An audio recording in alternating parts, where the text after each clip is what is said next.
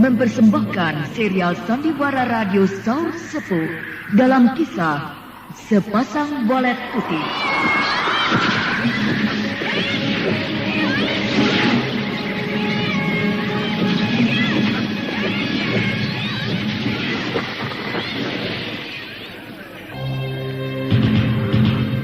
Saur Sepuh dalam kisah Sepasang Bolet Putih.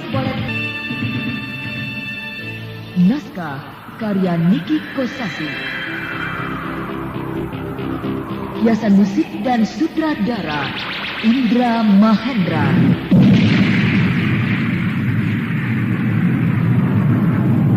Jangan takut, tidak apa-apa. Dia cuma mau terbang, jangan takut.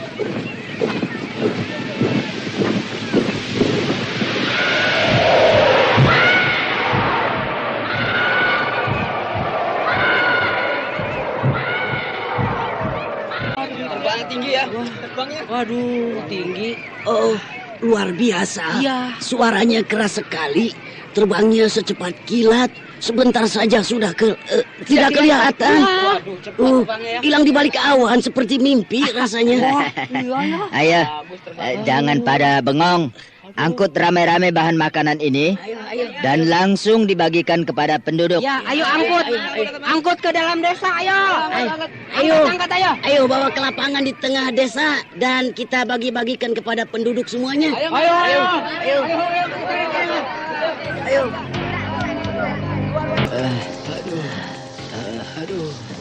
Capek sekali ya. Iya. Mengatur orang segitu banyak. Iya, membagi-bagikan bahan makanan kepada penduduk 1 hari penuh.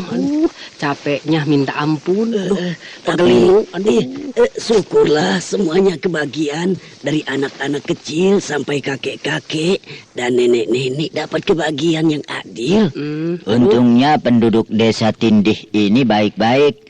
Meskipun sedang kelaparan, tidak liar dan beringas. Iya, masih bisa diatur dengan tertib. Iya. Tidak ada yang rakus atau serakah. Mereka menerima apa adanya. Iya, tapi mereka harus hemat.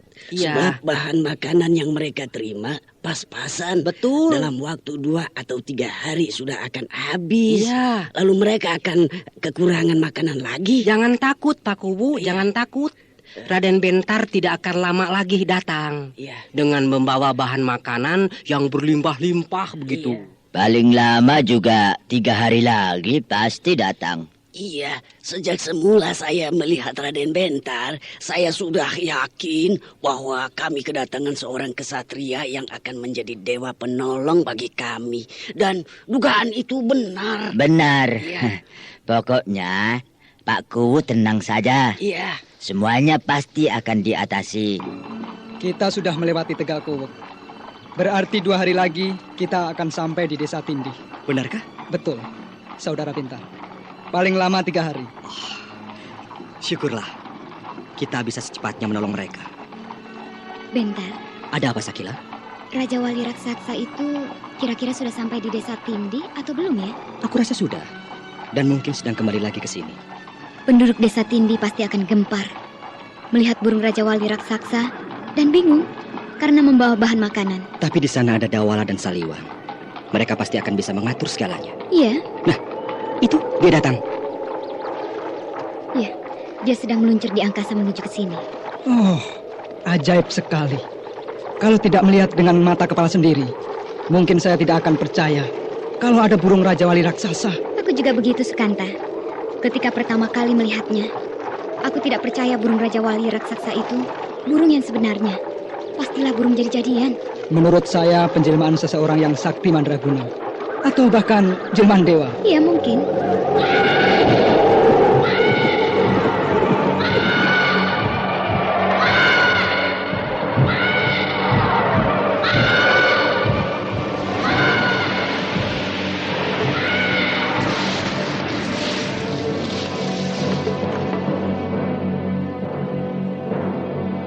Oh, syukurlah. Kau sudah kembali, Raja Wali. Muatannya sudah tidak ada. Pasti sudah diturunkan semuanya di desa Tindih. Iya. Dan sekarang kau boleh pergi. Sebab bahan makanan yang kau bawa cukup untuk persediaan 2-3 hari. Dan kami akan tiba di sana dalam waktu 2 atau 3 hari lagi. Jadi semua berjalan lancar dan cocok. Tiba pada waktunya dengan tepat.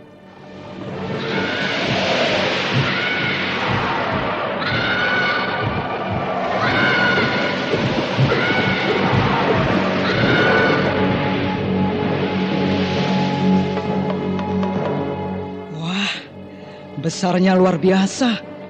Api bisa terbang secepat kilat. Sebentar saja sudah hilang dari pandangan. Ayo Sukanta, jangan bengong saja. Mari, kita meneruskan perjalanan. Iya, baik Raden. Kenapa tidak disuruh mengangkut lagi? Maksudmu? Supaya cepat selesai. Raja Wali Raksasa itu disuruh mengangkut semua bahan makanan yang kita bawa ini. Bolak-balik dari sini ke Desa Tindih. Sampai selesai seluruhnya. Cuma 1 hari, aku rasa dia bisa menyelesaikannya. Wah, Neng Sakila. Mentang-mentang ada angkutan gratis, inginnya cepat beres. Apa yang ada harus dimanfaatkan sebaik-baiknya, bukan? Benar juga ya. Tapi jadinya perjalanan kita ini menjadi sia-sia. Kalau sejak awal kita mempergunakan Raja Wali Raksasa, mungkin kita tidak akan jauh-jauh menempuh perjalanan seperti ini, Neng. Iya, apa yang kalian omongkan benar semuanya. Akan tetapi, aku tidak mau mempergunakan sesuatu yang bersifat pamungkas bila keadaan tidak terdesak. Artinya, kalau kita masih sanggup mengerahkan tenaga dan pikiran, untuk apa berpangku tangan, bermalas-malasan?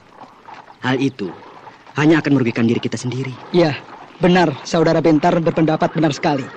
Kita harus melakukan tindakan terakhir yang menentukan bila keadaan sangat mendesak, sehingga terpaksa. Seandainya saja penduduk Desa Tindih tidak sedang menderita kelaparan, sama sekali aku tidak akan meminta bantuan kepada burung Raja Wali Raksasa. Tapi karena sangat mendesak, terpaksa aku memanggil burung Raja Wali Raksasa. Itu pun hanya terbatas pada saat pertolongan pertama harus diberikan. Selanjutnya, kita bisa mengatasinya. Ya, benar Raden. Persediaan bahan makanan yang dibawa oleh burung Raja Wali Raksasa itu cukup untuk persediaan selama 3 hari. Dan dalam waktu 3 hari, kita sampai di sana. Maka semuanya menjadi pas. Iya. Sudah sore, sebentar lagi malam akan tiba. Oh iya, tidak terasa. Tahu-tahu sudah sore. Kita istirahat di sini saja. Tempatnya enak. Ya, saya setuju. Sebab 1 hari penuh kita berjalan tanpa henti. Baiklah, malam ini kita istirahat di sini.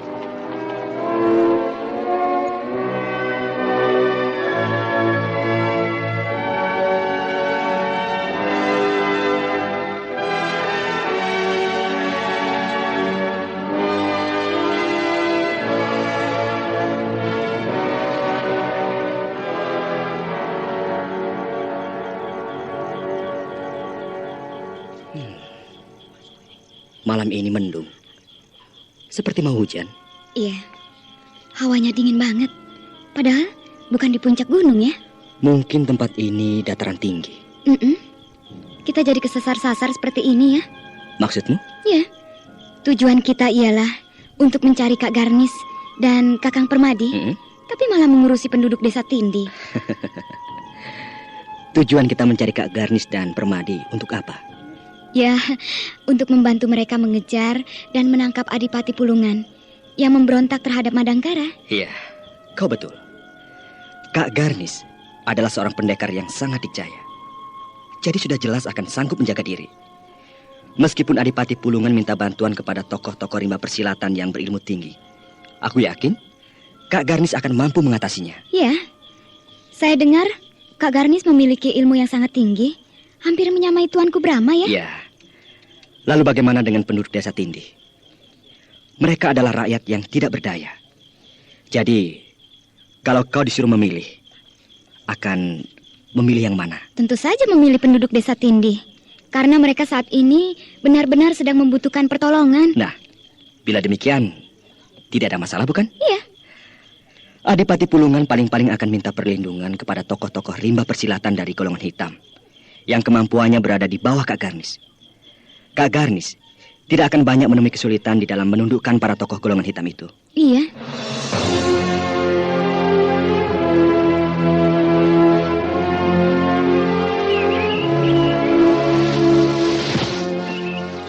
Hutan ini cukup lebat, sehingga agak sulit melacak jejak lawan. Iya. Tapi mudah-mudahan saja sudah tidak terlalu jauh lagi ke tempat padepokan Bukit Kapas, supaya kita dapat dengan cepat meringkus Adipati Pulungan. Iya. aku melihat ada tanda-tanda yang mencurigakan. Iya, aku juga melihatnya. Iya.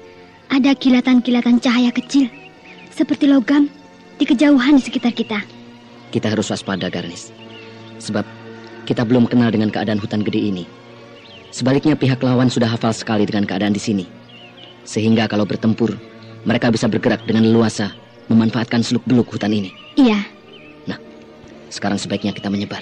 Menyebar? Iya, supaya tidak mudah menjadi sasaran serangan gelap. Baik. Jarak harupat, jarak tandang, jarak satar. Jangan berjalan beriring-iringan. Cepat menyebar. Baik, Denayu. Akan ada serangan gelap lagi, Denayu? Iya, mungkin. Doyan banget melakukan serangan gelap ya. Iya, kapan mereka akan muncul secara terang-terangan ya?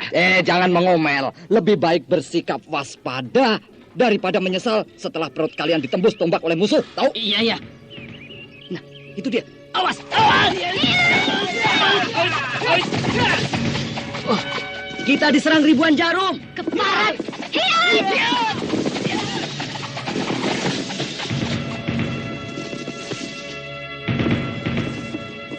Untuk kesekian kalinya, mereka dihadang oleh serangan gelap, sehingga mereka berpendapat bahwa perguruan yang berada di sekitar wilayah tersebut masih punya taktik usang yang senang menguji lawannya dengan serangan gelap.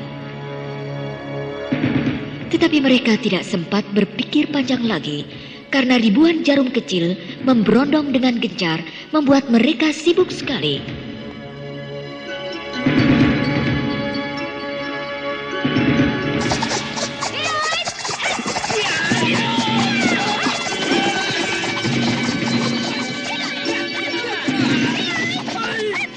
Keadaan hutan di seberang sungai gede itu cukup lebat, sehingga cukup menguntungkan bagi mereka yang memanfaatkannya di dalam menghadapi hujan jarum dengan cara berlindung dari pohon ke pohon, sehingga seolah-olah pepohonan itu menjadi perisai yang ampuh bagi mereka.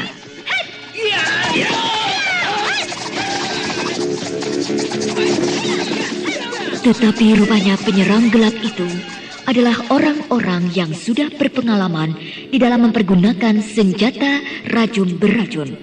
Ditambah pula mereka sudah mengenal seluk-beluk hutan gede, sehingga kemanapun Garnis dan kawan-kawan bergerak, ribuan jarum beracun selalu menyerbu. Meskipun demikian, Garnis dan kawan-kawan adalah pendekar utama yang sudah kenyang mengalami pertempuran. Dengan mempergunakan ranting-ranting dan cabang-cabang pohon, akhirnya mereka berhasil memunahkan serangan hujan jarum. Semuanya rontok dan tidak satu pun yang mengenai tubuh mereka.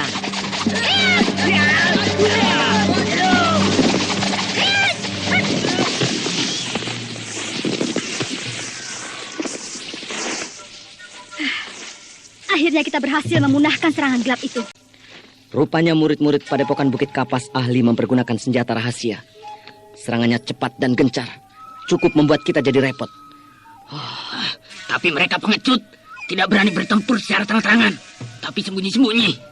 Aku rasa mereka bukan pengecut, tapi sengaja ingin menguji kita terlebih dulu. Kalau begitu, kita tantang mereka.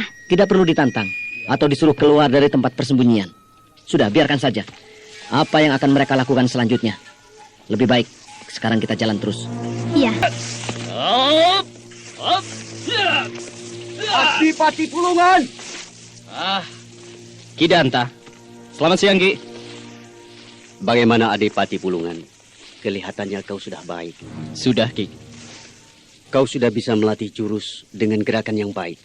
Berarti otot-otot tubuhmu yang kaku sudah lewes kembali. Iya. Saya merasa sehat betul. Sebab sudah benar-benar sembuh. Syukurlah. Semua luka dalam dan luka luar sudah sembuh sekali. Untuk itu saya mengucapkan terima kasih yang sebesar-besarnya kepada Ki Danta, yang telah berjasa besar telah menolong saya dari maut. Ya, kau terlalu gegabah. Berani melawan Garnis secara terang-terangan. Adu tanding. Padahal kemampuanmu jauh berada di bawah kehebatan Garnis. Saya tahu dia sangat dikjaya, Ki. Saya melakukan perlawanan karena terpojok. Sudah tidak ada jalan untuk lari. Kenapa kau tidak menyerah? Menyerah berarti mati. Nah, saya tidak mau mati konyol karena dihukum gantung. Jadi, lebih baik mati di dalam pertarungan. Bagus. Berarti kau masih punya jiwa jantan. Lalu, mengapa Kidanta menolong saya? Karena alasan pribadi. Dugaan saya tepat. Kau menduga apa? Kidanta menyimpan dendam kesumat kepada orang-orang Madangkara. Muridku dibunuh oleh Bentar. Murid Kidanta dibunuh oleh Bentar? Ya, Bentar adik kandung Garnis. Maaf, setahu saya, Bentar tidak pernah membunuh seseorang. Kalau orang itu tidak berbahaya. Maksud saya, Bentar tidak pernah membunuh orang baik-baik. Memang, muridku punya kesalahan yang besar yang tidak bisa diampuni menurut ukuran orang Madangkara. Kesalahan apa yang telah diperbuatnya? Sama dengan kesalahan yang telah kau perbuat. Sama dengan saya? Maksud Kidanta? Pemberontak. Pemberontak? Ya, dia memberontak kepada Madangkara. Siapakah murid Kidanta itu? Adipati Taruman. Adipati Taruman? Ya, kau tentu kenal dengan dia. Sebab pangkatnya sama dengan kau. Seorang adipati yang juga berada di bawah kekuasaan Madangkara. Tentu saja saya kenal sekali dengan Adipati Taruman. Kami sama-sama sebagai penguasa wilayah bawahan kerajaan Madangkara. Ya. Sama sekali saya tidak mengira kalau Adipati Taruman murid Kidanta. Dia memang jahat, tapi baik atau buruk, dia adalah muridku. Aku harus menuntut balas. Kenapa tidak langsung saja ditantang? Ditantang bertarung 1 lawan 1. Atau waktu kau menolong aku dari cengkraman Garnis, saat itu kau bisa melampiaskan dendammu kepada Garnis. Ketikjayaan Garnis sangat luar biasa. Hampir menyamai ayah angkatnya Brahma. Sehingga aku perlu mengujinya terlebih dahulu. Untuk itu, aku menyuruh murid-muridku menghadang Garnis. Ya. Guru! Nah, itu Palisir, salah seorang muridku. Mereka memang hebat, Guru. Bagaimana? Mereka dapat memusnahkan gempuran jarum beracun. Bodoh! Percuma saja kalian belajar ilmu jarum beracun bertahun-tahun. Kalau tidak bisa merobohkan musuh. Maaf, Guru. Mereka orang-orang Dijaya. Kau pikir aku bukan orang Dijaya? Guru, sangat Dijaya. Nah, kalau aku Dijaya, maka kalian juga adalah murid-muridku yang Dijaya. Mengapa takut pada orang-orang Dijaya? Kami tidak takut, Guru. Kami hanya sekedar memberikan laporan. Sudah. Kembali kau ke sana. Gempur musuh sampai habis. Baik, Guru. Mereka tetap berlima. Betul, Guru. Mereka Garnis, Permadi, dan 3 orang jawara dari Madangkara. Kau harus bisa mengalahkan mereka. Kalau tidak, kau sendiri yang akan aku hukum. Baik, Guru.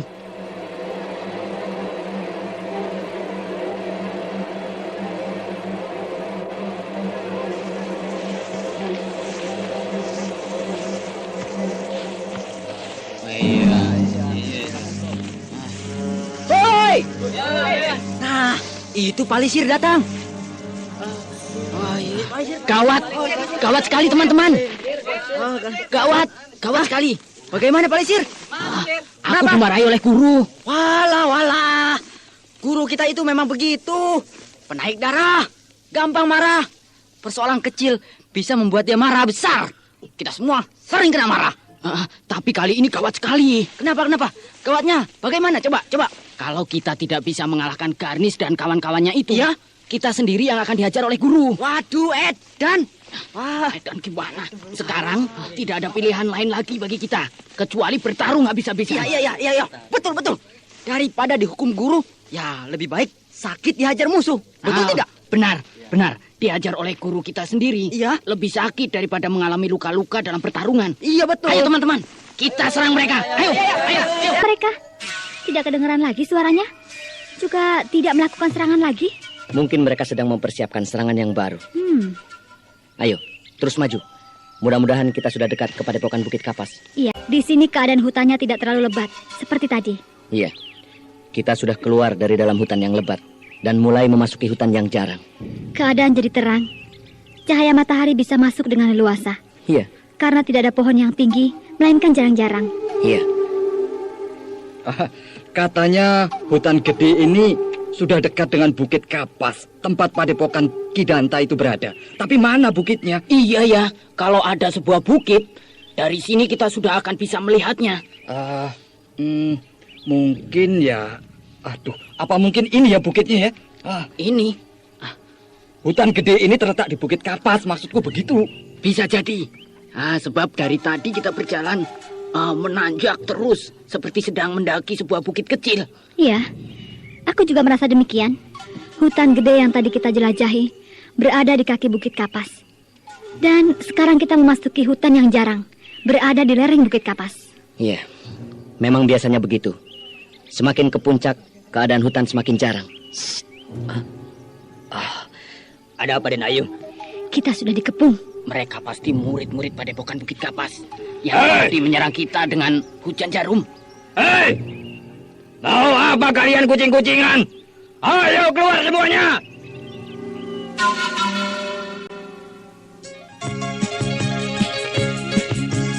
Mual mules perih kembung, Romah obatnya, Romah obat mah hijau dengan 6 vitamin. Mual mules perih kembung, Romah obatnya. Hanya Promah, obat mah yang mengandung dimetil polisiloksan untuk menghilangkan perut kembung. Itulah sebabnya di Indonesia, Promah, obat mah yang paling dipercaya. Mual mules perih kembung, Promah obatnya, Promah obat mah hijau dengan 6 vitamin. Mual mules perih kembung, Promah obatnya. Promah, mengamankan mah dan bebas kembung.